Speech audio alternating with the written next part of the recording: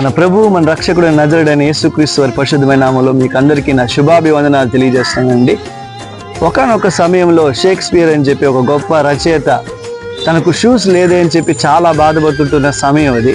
అలాంటి సమయంలో చాలా కృంగిపోయి, నేను ఇంత పెద్ద రచయితని, నాకు షూస్ కొనడానికి కూడా నా దగ్గర డబ్బులు లేవే అని చెప్పి అలాగ ఆయన వీధుల్లోకి వచ్చినప్పుడు ఒక దృశ్యాన్ని చూశాడు. ఏంటిదంటే 2 కాళ్ళు లేని ఒక యువకుడు చాలా సంతోషంగా తన యొక్క పనిని చేసుకుంటూ ముందుకు సాగడం ఆయన చూశాడు. అప్పుడు షేక్స్పియర్ కళ్ళలో నుంచి నీళ్ళు వచ్చాయి. ఏంటిదంటే 2 కాళ్ళు లేని ఆ యువకుడు ఎంత సంతోషంగా ఉంటే కాళ్ళున నేను ఎందుకు సంతోషంగా లేకుండా పోతున్నాను అని చెప్పి చాలా బాధపడ్డాడు.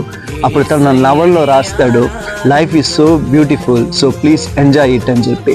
ఈరోజు మన జీవితాల్లో కూడా లేని దాని గురించి చాలాసార్లు మనం ఆలోచన చేసి చింతిస్తూ అలాగనే బ్రతికేస్తున్నాం, కానీ ఉన్న దాంట్లో మనము సంతృప్తి చెంది ఎలా జీవించాలో మనకు తెలియకుండా పోతా ఉంది. నా ప్రియమైన వాళ్ళారా, అందుకే పౌలు భక్తుడు ఒక మాట అంటాడు. ఫిలిప్పీలు రాసిన పత్రిక 4వ అధ్యాయము 11వ వచనంలో ఇలా ఒక మాట రాయబడి ఉంటుంది. నేను ఏ స్థితిలో ఉన్నానో ఆ స్థితిలో సంతృప్తి కలిగి ఉండా నేర్చుకొని ఉన్నాను. దీన స్థితిలో ఉన్న నెరుగుదును, సంపన్న స్థితిలో ఉన్న నెరుగుదును. ప్రతి విషయంలోనూ అన్ని కార్యములోనూ కడుపు నిండుటకును, ఆకలి కొని ఉండుటకును, సమృద్ధి కలిగి ఉండుటకును, లేమిలో ఉండుటకును నేర్చుకొని ఉన్నాను. ఈరోజు ఆత్మీయులైన మనం అన్ని విషయాల్లో కూడా నేర్చుకొని ఉండాలి. ఎలా ఉండాలి అంటే, లేనప్పుడైనా భక్తి చేయాలి, ఉన్నప్పుడైనా భక్తి చేయాలి.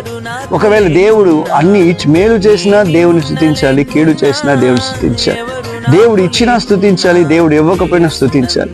అలాంటి మనస్సు కలిగిన ఆత్మీయులుగా మనం ఎదిగినప్పుడు ఖచ్చితంగా దేవుడు నీకు లేని వాటిని సమృద్ధిగా దేవుడు దయచేయును గాక.